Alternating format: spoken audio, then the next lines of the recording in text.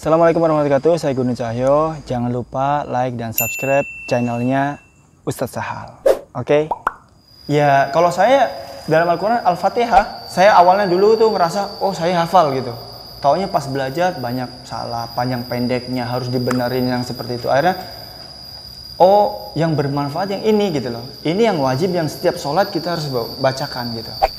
A'udzu billahi minasyaitonir rajim.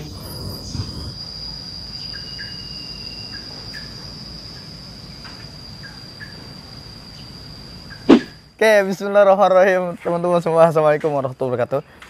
Gue jingge-jinggean nih. Berikan tinggi ya, Tete. Oke, assalamualaikum teman-teman.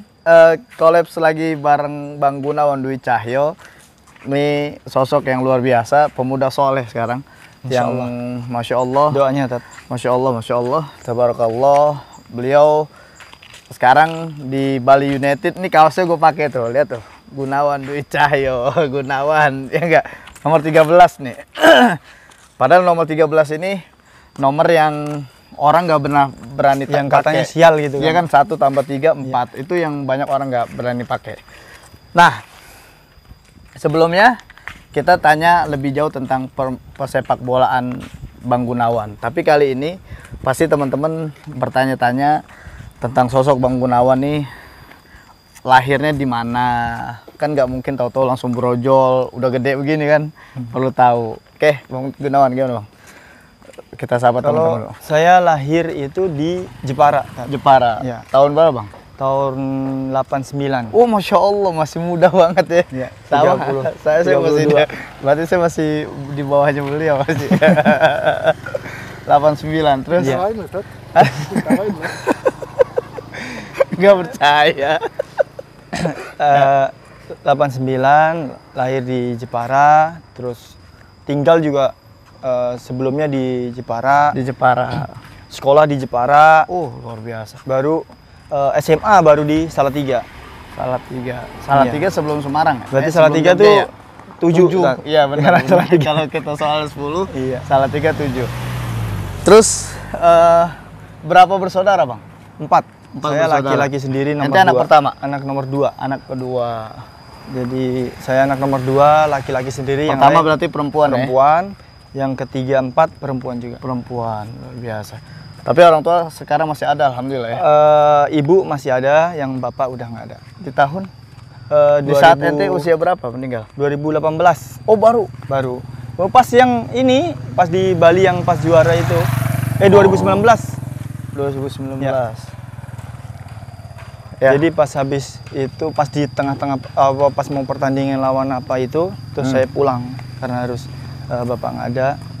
Terus saya pulang. Oke. Sempat setelah itu pertandingan, innalillahi. balik lagi pertandingan Sedih lagi. banget dong. Iya, habis pertandingan karena waktu itu habis pertandingan lawan Persib. Itu sebelum menang ya? Ya, udah habis main di Bali, terus saya pulang.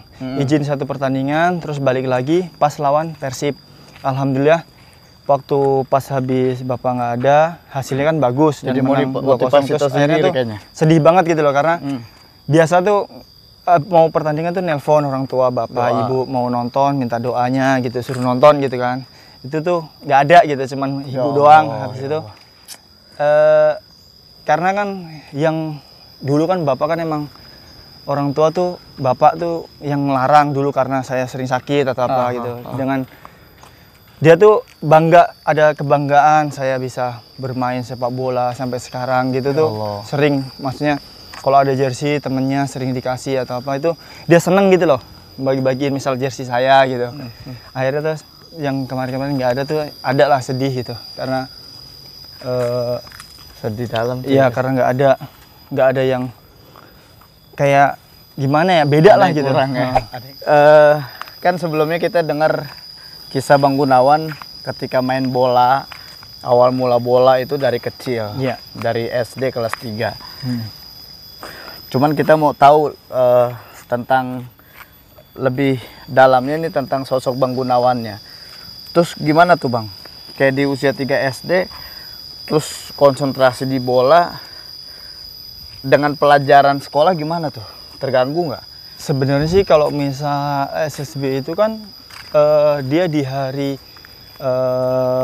Sabtu Ahad. Enggak, di hari Ahad pagi sama Jumat siang. Jadi nggak nganggu, karena kan kalau di rumah itu di Jawa kan kita harus ada sekolah sore, madrasah itu harus sekolah yang TK Al-Quran, harus, nggak boleh yang enggak gitu. Nggak boleh enggak. Jadi boleh main bola, tapi Jangan ninggalin itu. jangan ninggalin itu. Kalau orang tua yang seperti itu gitu. Tapi konsentrasi belajar ente nggak terganggu. Kalau Bang, ya? belajar Kebanyakan pasti orang kita kalau dia menggeluti satu hobi, yang akhirnya yang lainnya jadi terbengkalai kayak sekolah. Kalau bapak sama ibu tuh yang penting pas waktunya belajar. Terus kalau misal nggak terlalu yang ini kayaknya duduk enak ya sambil ngobrol ya, boleh bang, boleh. Jadi orang tua tuh yang penting kalau pas lagi ulangan belajar. Cuman yang sering marah itu kalau kita pulang sholat di masjid misal gitu, pulang itu langsung pulang habis maghrib gitu, itu nggak boleh karena harus ngaji dulu gitu. Itu yang penting gitu.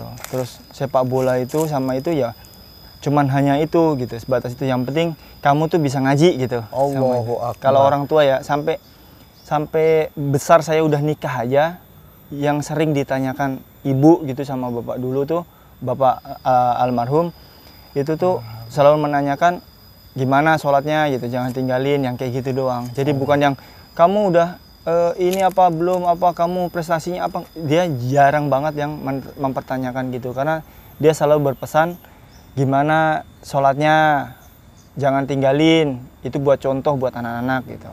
Selalu itu yang saya selalu ingat gitu loh. Makanya pas bapak nggak ada, terus itu ya kerasa gitu loh, setidaknya tuh hilang gitu. Dan cuman ada ibu sih sering masih ngingetin gitu. Makanya selalu pesan buat anak-anak, saya bilang, nak, saya yang udah orang tua, papa udah maksudnya udah nikah, udah punya anak, udah punya kalian, tapi saya masih diingatkan ibu dengan jangan lupa sholatnya gitu. Ya Allah. Jadi memang pendidikan yang luar biasa diajarkan oleh orang tua, dicontohkan oleh orang tua kepada Bang Gunawan dan keluarganya. Jadi dari kecil, kalau kita lihat ceritanya nih, kalau kita ambil pelajaran terbaiknya, berarti nggak ada peluang buat bandel ya. Karena main bola, terus sorenya udah ngaji, jadi peluang bandelnya kapan tuh? Ya, pernah ngalamin bandel-bandel Bang? Sebenarnya sih, zaman-zaman SMP. Sebenarnya kalau waktu pas masih sekolah itu nggak terlalu bandel, karena udah ya bandelnya mulai bandel ya udah keluar di SMA, dia di luar kan, di Salatiga, terus setelah itu langsung di senior di sepak bola di luar. Jadi mulai dari situ ngerasa oh saya punya uang gitu, saya bisa ini gitu. Terus setelah itu mikir-mikir, saya kontrak tahun ini segini, tahun berikutnya segini, tahun ini, tapi saya nggak punya apa-apa gitu loh. Akhirnya terus mikir lagi, ada yang salah kayaknya gitu. Terus mulai dari situ, meskipun saya udah setidaknya belajar mengaji, tapi kan kalau nggak diisi-isi kayak sekarang, alhamdulillah, kalau misal diajak ke misal ada kajian sini gitu, ya udah ikut gitu, karena pengen lah gitu, pengen tahu memperdalam tentang agama lagi gitu. Akhirnya berarti dulu itu selama berapa tahun itu saya hidup tuh maksudnya nggak berguna banget gitu loh.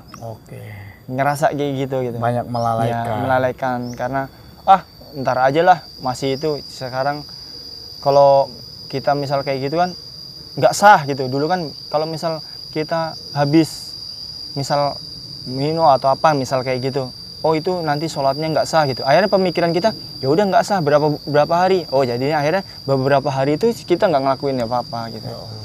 Sempat yang kayak gitu, karena ngerasa nggak sah kok gitu, nanti nunggu aja kalau pas sah gitu. Pernah itu berapa lama tuh bandel begitu? Udah lama gitu. Begitu berapa lama? Maksudnya cuman setahunan doang?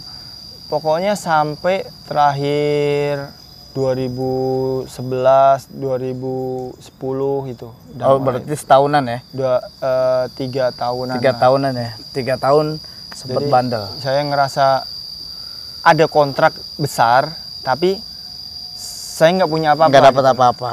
Itu. Biasa. Jadinya ngerasa salah gitu loh, nggak ngedengerin apa omongan orang tua dulu gitu, pesan yang orang tua ini. Akhirnya terus sekarang ya maulah menunjukkan yang hal-hal positif gitu. Saya nggak mau nanti anak saya juga seperti itu gitu. Luar biasa, masya Allah. Terus gini bang, nikah di tahun berapa yang terbaik? 2012. 2012 di usia 20 nikah muda berarti ya? 23. Nikah muda ya? Karena saya ada keinginan, saya pengen saya nikah, saya punya anak saya masih bisa nonton saya main bola. Ya Allah. Makanya biasa. alhamdulillah Miro sekarang udah segitu, udah bisa ke stadion, dari saya masih di Persija, ikut latihan. Maksudnya ngerasain seneng gitu, apa yang saya mau kecapean gitu. Makanya itu kadang tuh ngerasa bersalahnya tuh banyak. Saya minta banget sama Allah, banyak yang dikasih, tapi terkadang lupa gitu loh. Makanya itu sekarang tuh pengen lah misal sedikit-sedikit belajar, buat memperbaikin diri dan buat mencontohkan buat ke anak-anak saya gitu. Luar biasa, 23 tahun udah nikah, alhamdulillah, dengan jumlah anak sekarang 4. Total 4, masya Allah. Ya ini luar biasa, pelajaran berharga dari Bang Gunawan. Dari kecilnya udah hobi main bola di usia 3 SD, tapi nggak mempengaruhi, nggak mengganggu sekolahnya, nggak mengganggu madrasahnya, dan sempat terjebak dalam kenakalan remaja di SMA. Ya 3 tahun aja lah kenakalan itu. Nanya. Idola, siapa idolanya? Idola yang di mana ini? Kalau idola di Indonesia itu Bejo Sugantoro. Dia sekarang jadi asisten pelatih Persebaya. Kalau di luar itu Marco Materazzi. Makanya anak saya namanya ada Materazzinya gitu. Kalau yang di luar bola? Kalau di luar bola Ustaz Sahal. Wah, masya Allah, biasa. Bisa aja Bang. Ya, saya kasih bocoran guys. Nih Bang Gunawan nih, saya tertegun sama beliau tuh ketika beliau bicara soal Islam. Ternyata luar biasa. Sosok pemuda yang soleh, tampan, rupawan. Dia punya pandangan Islam yang ketika ngobrol tuh ternyata memang dia bukan hanya ngobrol aja soal Islam, apalagi bicara soal rizki, tapi memang beliau menjalankan itu. Sosoknya memang sederhana sekali, luar biasa. Ya, Bang, kan pasti ada impian. Impian di dalam kita nih Bang Gunawan udah berusaha hijrah, belajar ngaji. Impiannya apa sih Bang? Sama keluarga tuh gue pengen bawa keluarga gue supaya menjadi apa gitu. Kalau saya sih cita-citanya pasti keinginan terbesar bisa membawa keluarga saya dan kita bisa bertemu di surganya Allah nantinya. Amin, gitu. amin. Pasti pengen cita-cita terbesar kan itu. Iya gitu. betul. Karena kalau kita hanya memikirkan dunia doang, ya sebenarnya hanya sebatas itu doang gitu loh. Cuman sebentar, terus kita menikmati juga nggak bisa gitu. Jangan sampai nanti dipertanggungjawabkan, kita selalu memikirkan dunia terus, akhirnya nanti dipertanggungjawabkan di sana lebih besar gitu nantinya gitu. Kayak misal apapun sekarang, alhamdulillah apapun itu saya mencontohkan, misal kayak minum obat gitu. Saya bilang sama anak saya, jangan hanya minum obat, bisa aja kan obat ini bisa sembuh. Ya, saya salah, saya bilang salah. Obat ini hanya perantara. Kita minta gini, ya Allah sembuhkan saya lewat obat ini. Selalu misal anak minum obat, semoga sembuh gitu. Udah. Seperti saya mengajarkan yang dari hal-hal yang kecil, pokoknya selalu mengingatkan sama Allah, karena jangan sampai seperti bapaknya dulu gitu loh. Maksudnya semua, pokoknya apapun itu harus dibarengi, kayak misal kayak mau sekolah gitu. Ya Allah, saya niat mau sekolah, semoga bermanfaat sekolahnya, dapat ilmu gitu. Maksudnya setiap apapun gitu, saya bilang. Jadi udah ente ajarin begitu ya. Jadi kayak misal, ya sama kayak orang tua saya yang mengajarkan, yang penting jangan lupa sholat. Saya bilang, apapun kamu lagi seneng, lagi susah. Kadang kan orang lagi susah baru ingat, oh sholat tuh sampai rajin, sampai pokoknya jungkir balik gitu kan. Terus dia nggak lupa kalau pas lagi seneng. Seneng. Kalau sekarang saya bilang sama anak, kamu bangun.